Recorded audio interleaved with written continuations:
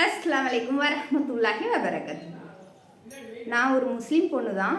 இருந்தாலும் இந்த மார்க்கத்துக்குள்ளே நான் எப்படி வந்தேன், எப்படி இவ்வளோ இன்ட்ரெஸ்ட்டாக மார்க்கத்தை கற்றுக்கணுன்னு ஆசைப்பட்டு எப்படி இதுக்குள்ளே வந்தேன் அப்படின்றத நான் உங்கள்கிட்ட ஷேர் பண்ணணுன்னு நினைக்கிறேன். அதுக்கான பதிவு தான் இது. நான் வளர்ந்ததோ ஒரு சின்ன கிராமம். அங்கே ஒரு 20 குடும்பம் தான் முஸ்லீம் குடும்பம் இருக்காங்க. அதில் ஒரு குடும்பம் எங்கள் குடும்பம். அங்கே எப்படி அப்படின்னா மார்க்கத்தை எடுத்து வைக்கவோ இல்லை எத்தி வைக்கவோ ஆட்கள் கிடையாது. பேரளவில் முஸ்லீமாக வாழ்கிறோம், அவ்வளோதான். ஏன் அப்படின்னா வருஷத்துக்கு ஒரு தடவை நாங்கள் பக்ரீத் ரம்ஜான் அது கொண்டாடுவோம். வருஷத்துக்கு ஒரு தடவை நோன்பு வைப்போம், அவ்வளோதான். இதுதான் அவ்வளோதான் அப்படின்ற மாதிரி. அல்லாஹ்னா யார், நபிகள் நாயகனா யார், நபிகள் நாயகம் மார்க்கத்துக்காக எவ்வளோ போராடி இருக்காங்க, அல்லாஹ் என்ன சொல்கிறான் அப்படின்ற எந்த விஷயமே எனக்கு தெரியாது. ஏதோ லைஃப் போகுது, அவ்வளோதான். இப்படி தான் அந்த ஊரில் வாழ்ந்துட்டு இருந்தோம். எல்லாருமே அப்படி தான் அங்கே வாழ்ந்தாங்க. அப்புறம் கொஞ்ச நாள் கழித்து ஸ்கூல் லைஃப் முடிஞ்சிச்சு. ஸ்கூல் லைஃப் முடிஞ்சோடனே என்னை கல்யாணம் பண்ணி கொடுத்துட்டாங்க. வேறு ஒரு ஊரில் கல்யாணம் பண்ணி கொடுத்துட்டாங்க. நானும் கல்யாணம் ஆகி மூவ் ஆகி வேறு ஊருக்கு ஷிஃப்ட் ஆகி வந்தாச்சு.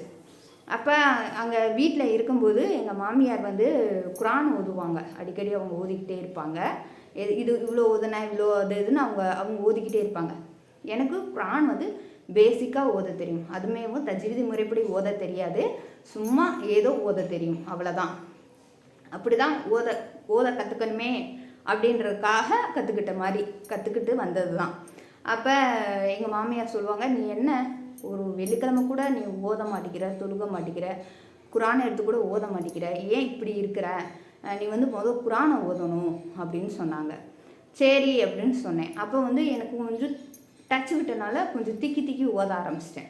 உடனே அவங்க சொன்னாங்க, இப்படி திக்கி ஓதுனா சரி வராது அப்படின்னு சொல்லிட்டு ஒரு எங்கள் சொந்தக்காரங்களே ஒருத்தவங்க இருக்கிறாங்க. அங்கே அனுப்பிச்சி வச்சாங்க ஓதுறதுக்கு. அப்போ என் கையில் ஒரு ஃபஸ்ட்டு பேபி ஒரு 9 மாதம் இருக்கும், 9 மாதம் 8 மாதம் இருக்கும் பேபி கையில் இருக்குது. நான் போகிறேன் அவங்க வீட்டுக்கு ஓத. அவங்க எனக்கு பிடிக்கவே இல்லை. ஆனால் எங்கள் மாமியோடைய வற்புறுத்தலுக்காக நான் அங்கே போகிறேன் ஓதுறதுக்கு. போனால் அவங்க சொல்லித்தராங்க, குரான் ஓதுறது தான் சொல்லித்தராங்க. எப்போ பார்த்தாலும் பிஸ்மில்லாஹிர் ரஹ்மானிர் ரஹீம் சொல்லியே ஆரம்பிக்கிறது. எனக்குன்னா எரிச்சலாக வந்துருச்சு. என்னடா அப்படின்னு சொல்லிட்டு அவங்கள்ட்ட கேட்குறேன். ஏன்னா எப்போ பார்த்தாலும் பிஸ்மில்லாஹிர் ரஹ்மானிர் ரஹீம் சொல்கிறீங்க, இது அரபிக்கில் நீங்கள் ஓதிக்கிட்டே இருக்கீங்க, இதோட அர்த்தம் தான் என்ன, ஏதுக்கு நம்ம இதை ஓதுறோம் அப்படின்னு அவங்கள்ட்ட கொஷின் கேட்டேன். எனக்கு சும்மா இதவே சொல்லிக்கிட்டே இருக்கிறதுக்கு பிடிக்கல அப்படின்னு சொன்னேன். அல்லாஹ் பாதுகாக்கட்டும், நான் அப்படி சொன்னேன். ஆனால் அப்போ உடனே அவங்க என்ன செஞ்சாங்க அப்படின்னா தமிழ் குரான் தர்ஜுமா எடுத்து என் கையில் கொடுத்து, நீ இதை ஓதிப்பார், இதை படிச்சுப்பார், உனக்கு புரியும் அப்படின்னு சொன்னாங்க. நான் ஃபஸ்ட்டு எடுத்தோடனே பிஸ்மில்லாஹிர் ரஹ்மானிர் ரஹீம்னா என்ன அப்படின்றதுக்கு தான் அர்த்தத்தை பார்த்தேன். பிஸ்மில்லாஹ்னா அல்லாஹ்வின் திருப்பெயரால் ஆரம்பம் செய்கின்றேன் அப்படின்னு அர்த்தம். ஏன் அல்லாஹ்வின் பெயரால் ஆரம்பம் செய்கிறேன், ஓ இதுதான் அர்த்தமா அப்படின்னு சொல்லிட்டு அந்த தர்ஜுமாவை வீட்டுக்கு வாங்கிட்டு போயிட்டு ஒரு 20 நாள் இருக்குங்க. தொடர்ந்து அதை ஓதுனேன் அப்படின்னா தமிழில் படித்து பார்த்தேன். தொடர்ந்து படித்து பார்த்தேன். வீட்டில் வேலை பார்ப்பேன், அப்படி குரானை எடுத்து வச்சு உட்காந்துருவேன். ஃபுல்லாக படிச்சுக்கிட்டே இருப்பேன். அப்போ ஒரு 20 ஜூஸ் தமிழ் அர்த்தத்தோடு படித்து பார்த்தேன். அப்போ தான் எனக்கு புரிஞ்சிச்சு அல்லாஹ்னா யார், நபிகள் நாயகம்னா யார், நம்ம மார்க்கம்னா என்ன அப்படின்றது கொஞ்சம் தெரிய வந்துச்சு. அப்போ எனக்கு அதுக்குள்ளே இன்ட்ரெஸ்ட்டு. அப்போ இதை நம்ம இன்னும் டீப்பாக தெரிஞ்சுக்கணும் அப்படின்னு ஆசைப்பட்டேன். அப்புறம் தஜ்வீது முறைப்படி ஓதணும்னு ஆசைப்பட்டேன். உடனேவும் அங்கே இருக்கிற ஒரு மதர்சாவில் ஒரு உஸ்தாத்திட்ட போய் ஓத போவோம் அப்படி சொல்லிட்டு போனேன். அப்போ அங்கே ஓத வரவங்களாம் எப்படின்னா குட்டி பிள்ளைகள். நான் தான் கல்யாணம் ஆகி ஒரு பேபி கையில், அதுவும் 8-9 மாதம், 1 வயசு ஆயிடுச்சு. 1 வயசு பையன் வீட்டில் எங்கள் மாமியார்ட்ட விட்டுட்டு நான் சாயந்தரம் மதர்சாவுக்கு போகிறேன். பிள்ளையெல்லாம் என்னைய பார்ப்பாங்க, என்னோட இவ்வளோ பெரிய ஆளாக இருந்துட்டு ஓத வந்துருக்காங்க அப்படின்னு. கூட சேர்ந்து உட்காந்து நானும் ஓதுவேன். ஆனால் எனக்கு சங்கட்டமே இல்லை. கூச்சப்பட்டேன், சின்ன பிள்ளைய கூட ஓதுறோமே அப்படின்னா. அதுக்கப்புறம் பார்த்தேன் எனக்கு சங்கட்டமே இல்லை. சரி நம்ம கற்றுக்கணும், அவ்வளோதான் அப்படின்னு சொல்லிட்டு கொஞ்சம் அங்கே தஜ்வீது கற்றுக்க முயற்சி பண்ணேன். அப்போ அவங்ககிட்ட கேட்டேன், நான் இஸ்லாத்தை பற்றி இன்னும் நிறைய தெரிஞ்சுக்கணுன்னு ஆசைப்பட்றேன், அப்போ நான் என்ன பண்ணுறது அப்படின்னு கேட்டேன். அப்போ அதுக்கு அவங்க சொன்னாங்க, நீ ஆலிமா படி, கண்டிப்பாக கற்றுக்கலாம், நிறைய விஷயங்கள் தெரிஞ்சுக்கலாம் அப்படின்னாங்க. ஏன் அப்படின்னா எனக்குள்ளே ஒரு ஆர்வம். அல்லாஹ் என்ன சொல்ல வரான், அப்போ மறுமையில் என்ன நடக்கும், சொர்க்கத்தில் என்ன இருக்கும், நரகம் எப்படி இருக்கும், நபிகள் நாயகம் எப்படி வாழ்ந்தாங்க, அப்படின்ற எனக்குள்ளே ஒரு இன்ட்ரெஸ்ட்டு. அப்போ மறுமைன்னு ஒன்று இருக்குது, அப்போ நம்ம அதுக்கு தயாராகணும், அப்போ நம்ம என்ன பண்ணணும் அப்படின்ற ஒரு இன்ட்ரெஸ்ட்டு. அப்போ நம்ம இதை கற்றுக்கிட்டோம்னா நம்ம செயல்படலாம்ல, நம்ம வந்து மறுமைக்காக ஓடலாம்ல அப்படின்னு ஒரு எண்ணம் எனக்குள்ளே வந்துச்சு. இதெல்லாம் வந்து அல்லாவுடைய கிருபையினால், அல்லாவுடைய நாட்டத்தினால அல்லாஹ் தான் எனக்கு அந்த நினைவை கொடுத்துருக்கான். அது நான் மனப்பூர்வமாக நம்புகிறேன். அப்போ சரி அப்படின்னு சொல்லிட்டு வீட்டில் போய் நான் தெரிவிக்கிறேன், இப்படி வந்து நான் வந்து ஆலிமா படிக்கணும்னு ஆசைப்பட்றேன், நான் ஆலிமா படிக்க போகிறேன் அப்படின்ட்டு. உடனே எங்கள் வீட்டில் உள்ளவங்க எல்லாமே வந்து எதிர்த்தாங்க. என்ன அப்படின்னா, கல்யாணத்துக்கு முன்னாடி படித்த கூட பரவாயில்ல, இப்போ கையில் வேறு குழந்தை இருக்குது, 1 வயசு தான் ஆகுது, நீ அங்கேயும் போய் வீட்லேயும் வேலையை பார்த்து பிள்ளையும் பார்த்து சமாளிக்க முடியாது, கொஞ்சம் பிள்ளை பெருசாக ஆன பிறகு கூட நீ போ அப்படின்னு தான் சொன்னாங்க. இப்படி தான் எதிர்த்தாங்க. இப்போ உடனே போகணும்னு நினைக்காத, குழந்தை கொஞ்சம் வளர்ந்துக்கிட்டோம் அப்புறம் நீ போ அப்படின்னு தான் சொன்னாங்க. ஆனால் எனக்குள்ளே ஒரு ஆர்வம், அதாவது எனக்கு எப்படின்னா, ஒரு விஷயத்தை நினச்சிட்டேன்னா அது உடனே செஞ்சிடணும், இல்லைன்னா எனக்கு மனசே ஆறாது. அது அந்த மெயின் வந்து எனக்கு ஓடிக்கிட்டே இருக்கும். அப்போ நம்ம காலம் கடத்துறது தப்பு அப்படின்னு எனக்கு அப்போ தோணுச்சு. இல்லை, நான் கண்டிப்பாக போயே தீர்ப்பேன் அப்படின்னு. சரி, நீ ரொம்ப வீம்பு பிடிக்கிற, சரி பரவாயில்ல, ரொம்ப வீம்பு பிடிச்சி லாஸ்ட்டில் கொண்டு போய் என்னை ஒரு மதுசாலை சேர்த்தாங்க. மதியம் முடியும் தான், காலையில் 9 to 3 மணி முடியும் மதியம். அதனால் காலையில் எழுந்திரிச்சு கடன் வேலையெல்லாம் முடிச்சிருவேன். ஆனால் எங்கள் மாமியை வந்து என்னுடைய குழந்தைய வந்து பார்த்துக்கிட்டாங்க, அவங்க ஃபுல்லு அவங்க தான் பார்த்துக்கிட்டாங்க. அதனால அந்த சின்ன பையனை பற்றி கவலை வந்து எனக்கு இல்லை. சரி அப்படி சொல்லிட்டு மதுரசாவுக்கு போயாச்சு. மதுரசாவுக்கு போன பிறகும் நான் நிறைய விஷயங்களை வந்து கற்றுக்கிட்டேன், நிறைய விஷயங்களை தெரிஞ்சுக்கிட்டேன், நிறைய நபிகள் நாயகங்களுடைய வரலாறுகளை நான் நிறையவே தெரிஞ்சுக்கிட்டேன். அப்போ கொஞ்சம் எங்கள் வீட்டில் எதிர்ப்பு இருந்தனால கொஞ்சம் எனக்கு அவங்க வந்து சப்போர்ட் பண்ணலை. ஃபீஸ் ரீதியாக சரி, பஸ்ஸுக்கு காசு கொடுக்குற ரீதியாகவும் சரி எனக்கு சப்போர்ட் பண்ணலை, கொஞ்சம் நாள் தான் அதுவுமே. அப்போ நான் என்ன பண்ணுவேன் அப்படின்னா, வீட்டில் இருந்து நடந்தே போவேன். மதுரசாவுக்கு கொஞ்சம் தூரம் தான், நடந்தே போயிட்டு நடந்தே வருவேன், இப்படியே தான் போவேன். போகும்போது அல்லாஹ்விடம் துவா பண்ணிக்கிட்டே தான் போவேன், வரும்போது அல்லாஹ்விடம் துவா பண்ணிக்கிட்டே தான் வருவேன். இப்படி தான் கொஞ்ச நாள் போனேன். அப்போ வந்து அல்லாஹ்வுடைய நாட்டப்படி என்னுடைய ஹஸ்பண்டோடைய மனசை அல்லாஹ் வந்து மாற்றினா, அதே மாதிரி எங்கள் வீட்டில் உள்ளவங்க எல்லா விதோடைய மனசையும் அல்லாஹ் மாற்றின பின்னாடி அவர் என்ன பண்ணார், என் வீட்டுக்காரே என்னை கொண்டு வந்து ஆட்டோவில் விடுற அளவுக்கு, அதாவது மசாலா விட்டுட்டு திருப்பி கூப்பிட்டு போகிற அளவுக்கு வந்து அல்லாஹ் வந்து என்னுடைய வீட்டில் உள்ளவங்க எல்லா பேருடைய மனசையும் அல்லாஹ் மாற்றிட்டான். அல்ஹம்துலில்லாஹ். நான் கேட்ட துவா அதுதான், அல்லாஹ் வந்து மனசை மாற்றுறாங்க, அதே மாதிரி மாற்றிட்டான். அப்போ எங்கள் வீட்டில் எல்லாத்துக்கும் ஓகே தான் நான் ஆலிமா படிக்கிறது. அப்போ 3 வருஷம் முடிஞ்சோடனே கொரோனா ஆரம்பிச்சிருச்சு. கொரோனா ஆரம்பித்தோடனேவும் அப்படியே டச்சு விட்டுருச்சு.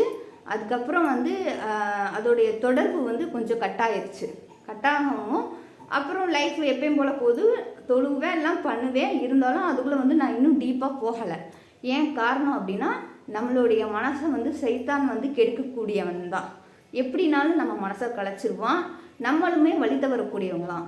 அப்படி தான் அந்த கொரோனாக்கு அப்புறம் கொஞ்சம் வழி தவறிட்டேன். அதாவது வழி தவறிட்டேன் அப்படின்னா, இந்த மார்க்க ரீதியான விஷயத்தில் இருந்து முழுமையாக வெளியேறாமல் ஒரு பாதி அளவுக்கு வெளியேறிட்டேன்னு வைங்கவேன். அப்படி வெளியேறிட்டேன். அப்போ என்ன, கொஞ்ச நாள் போச்சு, இப்படியே தான் லைஃப் போச்சு. ஒரு கட்டத்தில் எனக்கு தோணுச்சு என்ன அப்படின்னா, என்ன லைஃப் இது, அவ்வளோதான், ஒன்றுமே கிடையாது. ஆனால் மறுமைக்காக ஓடணும். ஆனால் நம்ம மறுமையை விட்டுட்டு நம்ம இந்த உலகத்துக்காக நம்ம ஓடிட்டுருக்கோமே, இது ரொம்ப தப்பே, என்ன பண்ணலாம் அப்படின்னு யோசித்தேன். திருப்பியும் நம்ம மார்க்கத்தை வந்து திருப்பியும் நம்ம வந்து நன்மையை சம்பாதிக்கணும், திருப்பியும் வந்து நம்ம மார்க்கத்துக்குள்ளே வரணும், திருப்பியும் நம்ம எத்தி வைக்கணும் அப்படின்னு முடிவு பண்ணி திருப்பியும் நான் வந்து மார்க்கத்தை வந்து எடுத்து சொல்ல ஆரம்பித்தேன். அப்போ எனக்கு வந்து நான் இருக்கிற ஏரியா வந்து எப்படி அப்படின்னா ஃபுல்லும் இந்துக்கள் தான், முஸ்லீம்கள் வீடுகள் அவ்வளோக்கா கிடையாது. அப்போ பிள்ளைகளுக்கு ஓத சொல்லி கொடுக்கவோ அந்த வசதி எதுவுமே இல்லை. அப்போ என்ன பண்ணுறதுன்னு யோசித்தேன். ஆனால் எனக்குள்ளே ஒரு ஆசை, மார்க்கத்தை நம்ம எத்தி வைக்கணும், மற்றவங்களுக்கு தெரிவிக்கணும். ஏன்னா நம்ம கற்றுக்கிட்டதை நம்மளுக்குள்ளேயே வச்சுருந்தா என்ன பிரயோஜனம், இது மற்றவங்களுக்கு எத்தி வச்சா தானே அது ஒரு பிரயோஜனம். நம்ம ஒன்றுமே செய்யாமல் நம்ம உள்ளேயே வச்சுக்கிட்டு இருக்கிறதுனால என்ன ஆக போகுது, என்ன கிடைக்க போகுது, ஒன்றுமே கிடையாது. இதை 4 பேர்த்துக்கு எத்தி வச்சா அவங்க நம்ம மூலியமாக அவங்க பலன் அடைஞ்சால் நம்மளுக்கு நன்மை தானே. அப்போ பார்த்தேன், சரி எளிமையான மார்க்கம் அப்படின்னு சொல்லிட்டு ஒரு யூடியூப் சேனல் வந்து ஆரம்பித்து அதில் வந்து அல்ஹம்துலில்லாஹ் நான் கட்டுறது, எனக்கு தெரிஞ்சது, எனக்கு இன்ட்ரெஸ்ட் ஆனது எல்லாத்தையுமே நான் அதில் வந்து ஷார்ட்டாக வீடியோவாக அப்லோட் பண்ணிக்கிட்டு இருக்கேன். ஏன் இப்போ நான் உங்கள்கிட்ட இது எல்லாத்தையும் சொல்கிறேன் அப்படின்னா, அல்லாஹ் கண்டிப்பாக எல்லா பேத்துக்குமேவும் ஒரு கயிறை இறக்குறான். அதாவது நன்மையான ஒரு விஷயத்து பக்கம் அழைக்கிறான் அவங்கள. நீங்கள் அதை புரிஞ்சுக்கிட்டு நீங்கள் வந்து அந்த கயிறை பற்றி பிடிச்சி மேலேறி வந்துடணும். இல்லை அப்படின்னா நம்ம வந்து வழிகேட்டில் தான் போகும். நானும் ஒரு காலத்தில் அல்லானா யார், அல்லானா என்ன, அல்லாஹ் எப்படிப்பட்டவன், அவன் எப்படி நம்மளுக்கு என்னென்ன செய்கிறான், இந்த உலகத்தை படைச்சவன் யார், எதுவுமே தெரியாமல் இருந்தேன். ஆனால் அல்ஹம்துலில்லாஹ் அல்லாஹ்வுடைய நாட்டப்படி அவன் எனக்கு கொடுத்த அந்த அறிவு வச்சு எனக்கு சிந்திக்கக்கூடிய ஒரு யோசனை அல்லாஹ் கொடுத்தனால தான் நான் சிந்திச்சு இப்போ வந்து மார்க்கத்தை வந்து எத்தி வைக்கிற அளவுக்கு வந்திருக்கேன். அல்லாஹ் ஒருவன் தான் வணக்கத்துக்குரியவன், அல்லாஹ் ஒருவன் மட்டுமே. ஆனால் இந்த மദ്രஸாக்கு நான் படிக்க போகும்போது நிறைய தடங்கள். எப்படி அப்படின்னா சைத்தான் அது உண்டு பண்ண தான் செய்வான். நம்ம படிக்க போனாலே அது உண்டு பண்ண தான் செய்வான். நிறைய தடங்கள் வந்துச்சு. நான் அதை எல்லாமே அல்லாஹ்விடம் ஒப்படைச்சிட்டேன். அல்ஹம்துலில்லாஹ் அல்லாஹ் எனக்கு அதை லேசாக்கி கொடுத்தான். லேசாக்கி கொடுத்தனால தான் நான் கற்றுக்கிட்டேன். இப்போ ஆலிமா படித்தாதான் நம்ம கற்றுக்குவோம் அப்படின்றதெல்லாம் கிடையாது. நான் அப்போ வந்து அப்படி யோசித்தேன். இப்போ எவ்வளவோ வசதிகள் வந்துருச்சு. நீங்கள் புக்ஸு வாங்கி வச்சு வீட்டிலையே வச்சு ஓதலாம். எவ்வளவோ பேர் ஆன்லைனில் எடுக்கிறாங்க. எவ்வளவோ விஷயங்கள் வீடியோவோ போட்டுக்கிட்டு இருக்காங்க. நீங்கள் அதை பார்த்தே நீங்கள் நிறைய விஷயங்களை கற்றுக்கலாம். நம்ம வந்து ஏன் முஸ்லீமாக பிறந்தோம் அப்படின்றத யோசிக்கணும். யோசித்து அதைப்படி வாழ்கிறதுக்கு நம்ம முயற்சி பண்ணணும். இனிமே எங்கள் ஊரில் வந்து இன்னும் அதை பற்றி தெரியாமல் தான் இருக்கிறாங்க. நம்ம சொன்னாலும் அவங்க வந்து ஏற்றுக்கக்கூடிய லெவலில் இருக்கிறாங்களா அப்படின்றது எனக்கு தெரியல. ஆனால் எனக்கு கஷ்டமாக தான் இருக்கும். இன்னும் அவங்க வந்து அதை வந்து யோசிக்காமல் இருக்கிறாங்களே அப்படின்றது வந்து நான் யோசிக்க தான் செய்வேன். என்ன பண்ணுறது அப்படின்றது எனக்கும் தெரியல. எப்படி அவங்ககிட்ட நம்ம எத்தி வைக்கிறது? நம்ம எத்தி வைக்கிறோம், எத்தி வச்சு தான் ஆகணும். ஆனால் இன்னும் அந்த ஊர் வந்து டெவலப் ஆகாமல் அன்றாட வாழ்க்கை, அன்றாட சம்பாரித்து வந்தால் போதும், இதுதான் நம்ம லைஃப், இதுக்கப்புறம் இருக்கிற லைஃப்பை பற்றி அவங்க தெரியாமல் இருக்கிறாங்க. நம்ம மறுமைக்கு அப்புறம், அதாவது மரணத்துக்கு அப்புறம் இருக்கிற லைஃபவே அவங்க தெரியாமல் இருக்கிறாங்க. அப்படி தான் இப்போ முடியும் வாழ்ந்துக்கிட்டு இருக்காங்க. இன்ஷா அல்லாஹ் அந்த ஊருக்காக எல்லா பேரும் துவா பண்ணுங்க. அங்கே இருக்கிற முஸ்லீம்கள் எல்லாமே வந்து தெரிஞ்சுக்கிட்டு அதன்படி மாறணும் அப்படின்றதுக்காக எல்லா பேரும் துவா பண்ணுங்க. இன்ஷா அல்லாஹ் நானுமேவும் மார்க்கத்துக்குள்ளே நிலையாக இருக்கணும். அதே மாதிரி மார்க்கத்தை அதிகமாக நான் எத்தி வைக்கணும்னு ஆசைப்பட்றேன். அதுக்கு அல்லாஹ் வந்து எனக்கு உதவணும். இன்ஷா அல்லாஹ் நீங்கள் எல்லா பேரும் இதுக்காகவும் துவா பண்ணுங்கள். அஸ்ஸலாமு அலைக்கும் வரஹ்மத்துல்லாஹி வபரகாத்துஹு.